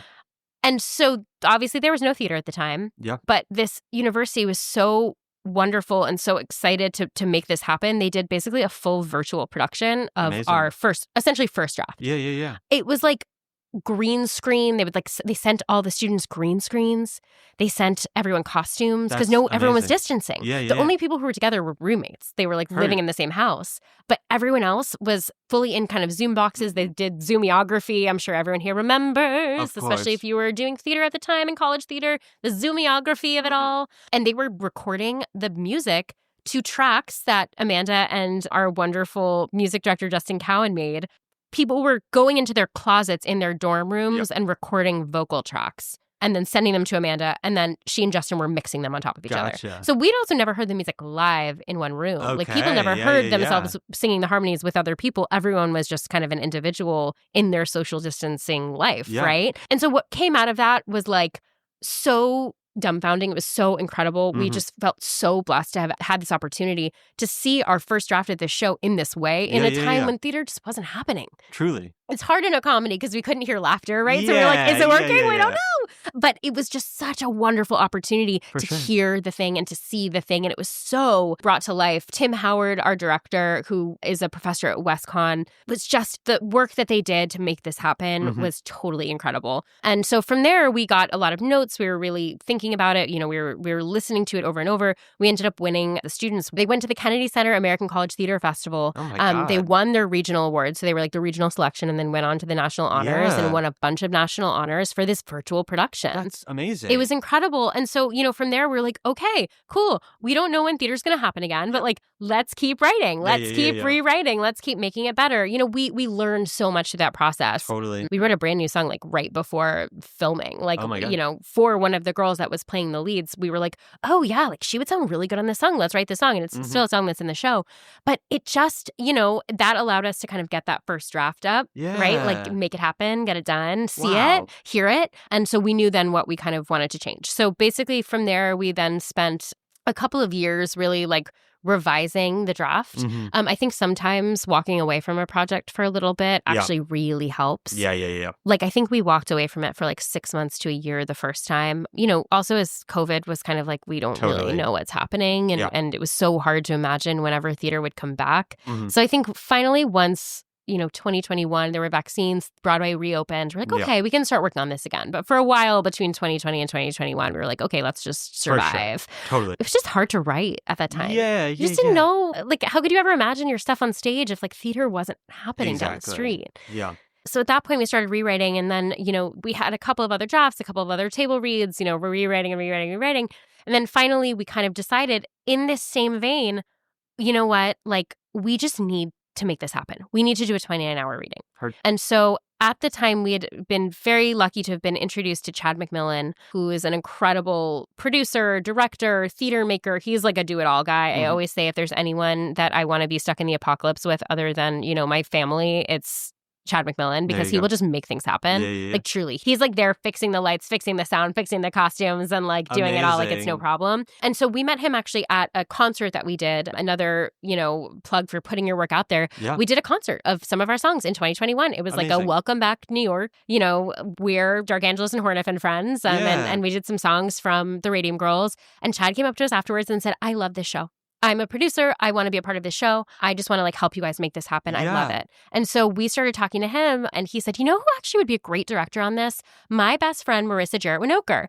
And I was like, wait, Marissa Jarrett Winokur? Marissa Jarrett Winokur, who won the Tony as Tracy Turnblad in Hairspray. She's your friend and she directs musical theater now. And like, you know, again, cue to like me like crouching in a corner, like being so afraid to talk to Carrie Butler, who I love so much. And then it's like we saw Carrie in Hairspray and I'm like, oh my God, Marissa? Like, what? She's your friend? And we got on a Zoom with her. And basically at that point, we were like, okay, I think we need to make this reading happen. And she came in and she was like the most positive, wonderful, inspiring person I've ever met. Marissa, if you're listening to this, I love you too.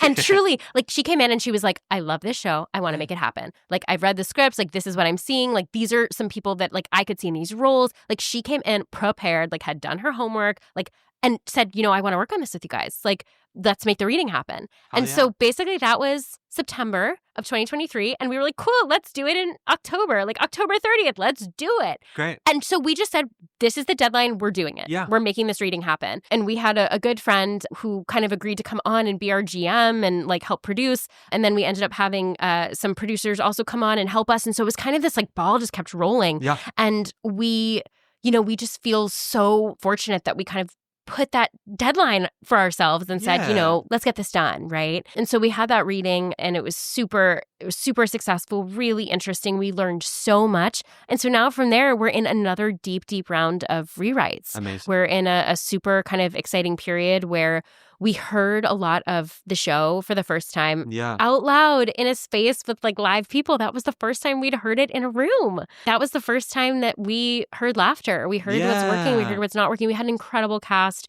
Andy Carl we had in it. Orphe we had in it. Some incredible other Broadway folks and TV and film folks that, Marissa knows from LA. Ashley Argota, who's a wonderful, she's a Disney star, a Disney Kidz star. She was in it. Cara Rose DiPietro was in it. And yeah, I mean, we were just so blessed to have the most wonderful, talented, awesome group of people to play with. And so we basically from there then took a lot of what we learned. We took some time away from the project and we were, starting some other things and working on some other stuff and then came back to it. And now we're kind of in this big rewrite. And yeah, we'll see what happens. But we really think of it as a show that, started in this kind of basement 15-minute version. Yeah. And the new draft, I think we were sort of still living in that world that was in between the silly of kind of the 15-minute, like the camp, and then like the Broadway show, right? And so we've been working with these incredible producers and basically they just said, think Broadway, make it the Broadway show. And Marissa and Chad too. So Marissa's our director, Chad's our associate director. And they said, no, like, create the Broadway show of your dreams. It doesn't matter. Like, don't dumb it down set-wise. Think about the most expensive set that you can. Like, think about the most bodies on stage. Think about, what this would look like on Broadway and just picture that when you're writing. Yeah. And also tonally, I think really coming to this place of not making fun of it, right? Totally. Not being self-referential, not being silly. I think that was something that we really learned from the reading is there were points that were still silly and we were like, okay, we can make it a comedy. But at the end of the day, it all has to be rooted in everyone is taking their own situation very seriously. It is the situation itself that is so effed up. Of course. Right? That is so extreme and insane because it really happened. Totally. It really happened. Like nothing that we're telling, sure, like there's some characters that are exaggerated, but like the truth of the situation is real. And that's what makes it so nuts. So that's really what we're finding. And we're in this rewrite. Again, writing is rewriting. We've been working on this piece since 2017. Yeah. And it is 2025. And yeah, our goal is to have a full production as soon as we can. Who knows, maybe next year. Like we'd love to come back to New York and in whatever way New York would have us. For sure. And yeah, we're just excited to see the project forward and to give this story a voice because we think it's so important. I mean, it's very unique. It's very niche and you're kind of cornering the market in a very specific way where this just sounds like one of those things that is nothing but a recipe for success. Oh, like truly, like not even in like a pandering way. Like this is something where the moment you described it, it's not something I've ever heard of before, but I'm like, I would love to know more. I would love to see it in a fun piece and just... There's glow-in-the-dark tap dancing in the new draft. Of course, there has to be. Yeah. Of course there is. Right? A glow-in-the-dark tap number. Come on. Like, it's Broadway. Exactly. Because they were having fun. They were having the time of their lives until all of this started happening to them. And then it's showing how things turned and the way they tried to live and live through and beyond everything that was happening to them, I think was also important. And the way that they spoke up for themselves and they won this case eventually. And, the way that their legacy had an impact on the way we live today and the way we treat our workers for the most part. We still have work to do. Absolutely. Absolutely. I think you're onto something. I don't know. Oh, thanks. Who am I to say? Well, you're invited to opening night wherever we are. I will be there. Don't you worry. Incredible. That's really incredible. You have had such a wide journey. Like the arc is very, very much there. It's fascinating because we talk about from BA to Broadway and I was really thinking about this and I was like, oh my gosh, it has been a twisty journey, but I always had a dream and I always had the Broadway dream, right? And it's hopefully going to happen, but even if it happens, it'll look different than I thought it was going to when I was a kid. Yeah. But theater, once you get that bug, she never lets go, right? No. Like, what else are we gonna do? What else are we gonna do? There's nothing else I can do. There's nothing I love as much. And I love learning about different things. Yeah. Like, I love learning about science, but like, I just don't think I'm meant to be in a lab all day. Like, I would just be singing. I'd be making funny songs. I make funny songs at home. I have a dog. And so I just make up tons of funny songs about him all the time. Like, it's in our blood. Once a theater person, always a theater person. Truly. And I actually remember, like, in that moment in 2015, when I came back to musical theater, I had said, okay, TV, film, wedding planning, like web series, a musical theater, no, not for me. I thought I wanted to do it. I don't want to do it. Yeah. And then I saw Hamilton. And I have to say, Hamilton changed my life again. Yeah. In the way that Spring Awakening and, Beauty and the Beast changed my life the first time, then Spring Awakening, and then Hamilton changed my life again because I saw Hamilton and I, sobbed the entire time. Of course, I also didn't really know what I was walking into, because it was new. It was August of 2015. It had just opened on Broadway. And it just hit that chord with me of, oh my God, this is what musical theater can be. It can be anything. And I was like, I have to do this. Yeah. I have to make this. Yeah. Oh my God, no, I can't leave this industry. No. I love this. This is it. This is what made me who I am since I was born. I've been doing this and I want to create art that makes people feel the way that the Spring Awakenings and the Hamilton made me feel, right? And I just think theater is so important and everything it can do and the way that it can break boundaries and give people opportunities to see themselves on stage. And that's, what we aim to do with all of our projects too, is we want to be casting people who aren't necessarily like the stereotypical musical theater person in whatever capacity. It's just we want to see our friends, ourselves. We want to make things that we would want to be in, that we would want to see. For sure. And that, hopefully other people will be interested in too. But at the end of the day, we do theater because we love it. And that's the only reason you should do it. That is really the only reason to do it. What are we going to do it for the money? Not for the money. What money? Hello? No. If I make $1, I will be happy. Truly. If I am making $100 next year from my writing, incredible. Thank you. Yeah. I am so thrilled to be doing it. I just want to be writing. Yeah. I want to be making. I want to be creating. I want to be having as much fun. I want to be having that rush of being like, oh my God, I made this thing. Yeah. We did it. We made it. This is happening. And it's scary and it's terrifying to put yourself out there. But that's really when you get the joy. I think this is what this conversation has taught me is really the trajectory makes sense in the way of every time I've really put myself out there, every time I've really just been like, you know what? Let's fucking make it. Let's just make it happen. Yeah. That's when things go right. I have been reaching this point in life where as of late, I'm like, I don't even know. I think the dream for me has never been one specific thing. I think the dream for me has always been, I would like to be happy and be able to survive based on whatever is doing that, what is making me happy. You know, I would love to make money doing something I love and be fulfilled and have a well-rounded life because of that. And I'm kind of at the point where I'm like, I think I just want to be able to create and be with my friends and make their dreams come true and make my dreams come true and just... I don't know.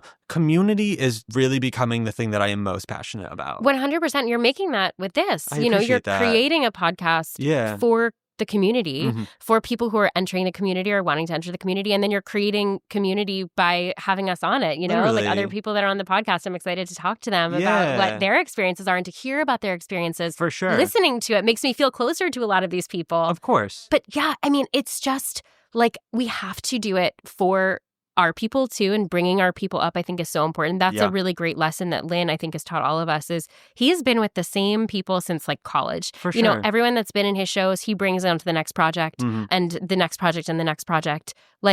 Christopher Jackson, I think they've worked on a million things together. In the Heights, Tommy Kail and Alex Lacamoire, all these brilliant minds. For sure. But they all have been bringing each other up this entire time. They stick together. They're loyal. And I think that's so important too, is let's be kind. Let's be generous. I think generosity is so important. Just because you have a connection, or I have a connection, I want to share that connection with you. We all, rising tides lift all boats, right? And I think that's something that I always aim to do is set my friends up on coffees. Like Yeah. a producer and a composer friend, great. If I think you're going to get along, amazing. Like I'm going to introduce you because I think that you're going to create great things together. Like I'm not gatekeeping. I'm not trying to keep my connections for myself. Like what's the point? Yeah. You know, we all do better when we are being generous and when we are talking to each other and we are sharing numbers, right? Like how much are you getting paid for this? Or how much did this cost? Like it's really hard to talk about money. It's really scary, but like we need to know. We need to be transparent about how to actually make this stuff work. Yeah. And I think that's just something I've learned too, is like being loyal and being kind. Being kind goes a really long way too. And it's just it's easy. It's easy to be kind. It truly is. It's hard to be mean. It really is. You know, granted, I'm not saying anyone out there should be a pushover, but like kindness is easy. And, you know, it may not always be reciprocated, and that's okay, you know? Yeah. I'd rather be the kind person than the right person. That's exactly right. Yeah. I'm reaching a point where like I do feel like I am a part of like the community at large and whatnot, which is really, really great and really it's a wild feeling, right? When you walk into these rooms and you're like, oh my God, all these people are my friends. And when I was 4, I was hiding from them backstage. And now like I like call these people my friends and they're in my phone and I'm like texting them every day. And it's like, oh my gosh, like, is this the dream? Like, I think it's the dream. And like, I'm like, my friends are so talented and brilliant. And like, even the ones who aren't on Broadway, in fact, most of the ones that aren't on Broadway, I'm like, these are some of the most talented, fun. I always say this lately. I'm like, I don't need to be the most talented person in the room. If someone wants to have me in the room because they like my vibes and they just want me to be there for fun, great. Well, and that's the thing you learn when you're not the most talented person in the room. You are learning from everyone else. 100%. Or like you are not the most seasoned person. Like I would rather be the least seasoned person in the room so that I can learn from everyone else and like really take it in. Totally. Yeah, but absolutely. I'm like, I would love to have just... I want to have fun with my friends. Yeah. I want to have fun with my friends. We want to make theater. We want to make it happen. Like, and when you make it happen, good things come. Totally. I really do feel that way. No, I think that is the key. I think if everyone were to enter this industry with that lens on, I think it would be just a much more, I'm going to say warm and welcoming, because it can be really savage at times and it can be really tough. Yeah. And it can be really cold and sterile in a way that just is feeling unnatural. And I'm just trying to do my best to cultivate that environment where people feel welcome. Like one of my part-time jobs is I'm an equity audition monitor. And I'm like, oh my gosh. Yeah. Wow. Okay. So you're the person that people see when they're like so hyped up and nervous. I remember like having nice monitors. Yeah. That makes such a difference to go to a room and like be like, oh my gosh, like I've been up since 5 a.m, like waiting on this line. I know that lines aren't a thing anymore, right? People get to do it online now. I was like waiting out in the cold, like in February, warming up in parks. Like it's gotten a little bit more complicated in literally like the past 2 weeks. Oh God. Yeah, no, wild.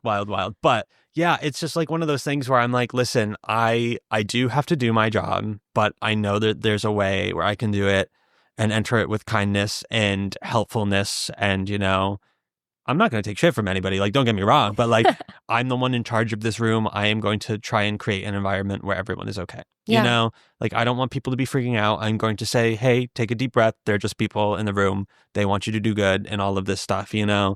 And it's just so important. That is so helpful to have you. I bet people love you as a monitor. I bet they get so happy when you're there. Truly, just to have someone who like gets it is so important. It is. And also, I think finding people you trust in your community, in your circle, like having people that you work with that you know are like a soft place to land. Totally. Having that community, I think, is essential. And so like, finding, you know, making community spaces and like putting yourself out there in that capacity, you never know. Like go to the thing, you know, talk to the person next to you because you just never know who's going to be. Go to the after party. Go to the after party. Right, here we are. Literally. We're here because we went to the after party. Yeah, we met, 2 weeks ago, 3 weeks ago? Yeah, we did. It was a Monday night. Yep. It was St. Patrick's Day. A Monday and night. it was 11 p.m. And we were like, we're going to the after party. And I stayed until the very end of that after party. Yeah. And you know why? Because I started making so many new friends. And I was like, I love all of you. Because also Cara Rose DePietro, who's amazing, brings good people. Good people bring good people. So find good people and then become friends with their good people. And then you will have a beautiful community. No, it's true. Like anyone who is at that event, I knew a friend of Cara is going to be a great friend. And so I just felt so excited to talk to everyone and understand how they knew her. And, you know, it's just, you get into that kind of mode of like, oh gosh, like, oh, I'm tired. I want to go home. And like, that's self-care is also very important. Truly. It's very important to say no to things. I am very bad at saying no. Hey, very bad. It is a learned skill. It is a learned skill. And once again, it is sometimes hard to learn to stand up for yourself in those rights. And we're in this industry where you're told that you have to take anything that you can get. And in some ways, that's true. But in a lot of ways, that can also be very harmful and dangerous. And it's a learned skill. And once you learn that you can say no, it will also open many more doors. True. And and like, choose where your energy goes. Someone once said to me, if you do one thing for your career every day, that day was a success. There you go. Like, even if you're working, 2 day jobs and you do one thing, like you send one email, you make one edit to your website. For if you're a songwriter, you apply to one thing, or you write one verse of a lyric, whatever it is. Like, just do one thing and you can call that day a success. Not every day can be your most productive day. And like, take time to relax. Totally. I'm also very bad at that. Terrible. I'm so bad. I always say to my husband, I have 2 modes. I'm either 110% or asleep. And there is no in between. So we're watching a movie on the couch and I'm always the one who falls asleep because it's like the second I go horizontal, like I'm out. I hear you. I do. I really do. That's amazing. I mean, I think the takeaway, folks, is make the things that you want to see. Surround yourself with the people that you would like to, I don't know, inhabit the world with, It's truly like one of those things where like we had our 1-year anniversary recently and I made a post. Happy anniversary. Thank you. I made a post with all of the headshots of all the people that I had on the podcast. And I was like, look at this array of people. Like, these are so many people that I love and some that I had just met. And like, I am just so grateful to know these folks and to know that this is my community and that this is the world that I am a part of and helping create. And it's just, I don't know. It is truly just the biggest blessing. And it's still so new to me too, where I'm just like, this is such a cool life I get to live. And if younger Brennan knew that this would be his life, he would be over the moon. I know. I think about this all the time. I'm like, 4-year-old me would be confused. She'd be like, we're not on Broadway as Belle. And I'd be like, no, 4-year-old me. Yeah. It's even better. They haven't done the revival yet. That's true. Where's the revival? It is a tour. There's a new tour, national tour. I know. I love Beauty and the Beast. We started this evening by talking about how we're both Disney adults. Truly love Disney. And Disney, honestly, those songs, those movies got me into wanting to make theater. It is a gateway. Wanting to love theater and love these songs. Like Howard Ashman is still number 1 for me of people who, like, if someone asked me, like, who would you want to model your work after? Howard Ashman. 100%. I mean, it's one of those things where that like all of the young kids are in their living rooms dressing up in these costumes, singing along to these movies, but not everyone has the environment to be like, oh, if you really love this, this could be your life, Not everyone has that. And I just would like to, I mean, I guess one of the main goals of this podcast is to put it out into the world that it is possible. It is. And it might look different from what you thought it was going to look like, too. 100%. But you can still have a fulfilling career doing the thing that you want to be doing. Yep. It just might not be exactly what you thought. Exactly. But I wouldn't take any of this back for anything. No. I needed that performance so I could, having a singing background is really important. I can sing these songs and be like, okay, what vowel is working on this note? Like, oh, I have to, or understanding as an actor, like the way that a song has to come through or the way that a spoken line of dialogue, like, does this feel natural in my mouth? Being able to use all those skills are really important as a writer. Totally. And then, of course, just understanding, like, loving theater, understanding the thrust of a show, like seeing everything. I'm just trying to see everything right now. Totally. Because I'm just getting so inspired by all the stuff that's out there. There's a lot of cool stuff going on. There really is. Yeah. I know. It's amazing. We're very lucky. We're very lucky. This conversation has truly been like so lovely. And it's one of those things where like, it's nice to have this outlet because it like reinvigorates me like every week. And like, this has been really, really nice. I really appreciate this. Well, thank you so much for having me, Brennan. Of course. I so appreciate it. And truly, thank you for giving a platform for artists who are coming in and doing the thing. And also a platform for all of us to share our stories. Of course. So please, if anyone's out there and is interested in being a lyricist or a librettist, or you're interested in the BMI workshop, or you're interested in creating a show or just making something, or you're in your college or your high school and you just want to make something happen, like, get in touch. I want to talk to you. I want to help you make it happen. Literally. Truly, because that's what it's all about. Truly. We do theater because we love making theater. Exactly. And we'd love to make it with you. Yeah. Come make it with us. Come make theater. Let's do it. Folks, get out there. do the thing, chase your dreams. We are rooting for you. We are your biggest supporters, and you can be our biggest supporters by finding us on Patreon. That is patreon.com/BA to Broadway. Of course, your general disclaimer, we are not gatekeeping any vital information on there. That is just for fun, silly bonus content, silly stories, looks into the lives of the folks that I bring on the pod, some things that we cut out of the episodes for whatever reasons and whatnot. So go check it out over there. It's a fun space. We would love to see you over there. As always, you can find us on most social media platforms at BA2Broadway. Where can folks find you if you would like to be found, Sami? Yes, if you would like to find me, best place is probably my website, samihorneff.com. I'm also on Instagram at sammy.horneff. And then Amanda and I have a joint account too that is at Dark Angeles and Horneff. Amazing. But you can, find us kind of anywhere.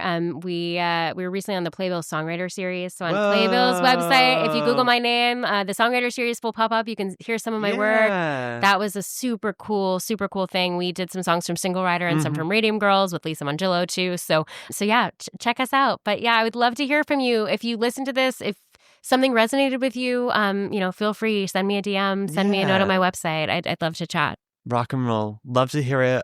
Sami, like I said, this has been delightful. You are welcome back here anytime. Oh, thank you. I can't wait to come back. Can I be the fun committee of the BA to Broadway community? Can we have a party? I would love. I've had some ideas cooking in my brain as to how the theater trivia would be hot. Expand this and share this. Yeah. Okay. I think we're about to start the BA to Broadway Fun Committee. This is it. I'm ready. Phenomenal. I'm ready. Okay. We'll be doing for the rest of the night. Exactly.